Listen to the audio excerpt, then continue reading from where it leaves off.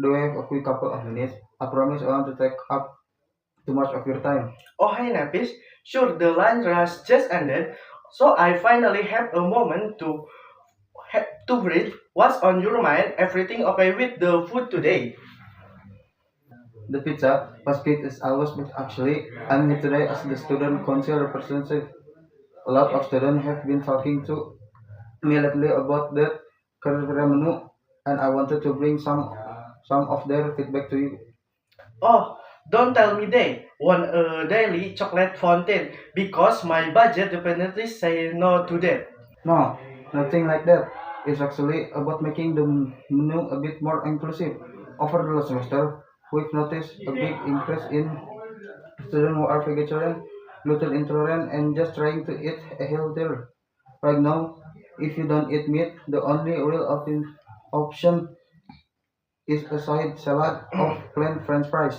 I appreciate you bringing this up, Napis. To be completely honest with you, it's something I've thought about, but it's tricky. Ordering specialty ingredient can get really expensive, and our budget is tight. Plus, I worry that if I make a big batch of vegan or gluten-free meals, they won't sell, and it'll just turn into food waste. Totally fine. And we actually talk about that. We don't expect a massive expenses overhaul overnight. What if we start with just one or two versatile items? For example, instead of buying expensive pre-made glue-free meals, what if we just operate of build your own Taco Bell day?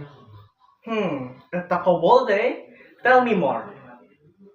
The best call just the rice and beans, which are naturally vegetarian, gluten-free, and really cheap to buy in bulk. Students who eat meat can add chicken or beef, and students who don't can just load up of beans, corn, and salsa. It uses ingredients you mostly already have, but it gives everyone a safe, healthy option. That's actually a very practical idea. Rice and bean are definitely budget friendly, and it doesn't require my step to learn entirely new recipes. Exactly, and to solve the issue of food waste, the student council is more than happy to run a poll on the school app this week. We can ask students exactly how many of them would buy a vegetarian or allergen-friendly option if it were available.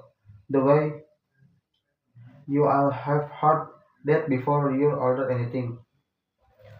Now that will be incredibly helpful if you can get me numbers showing that at least 40 or 50 students would consistently buy those options. It much easier for me to justify the change to the school board.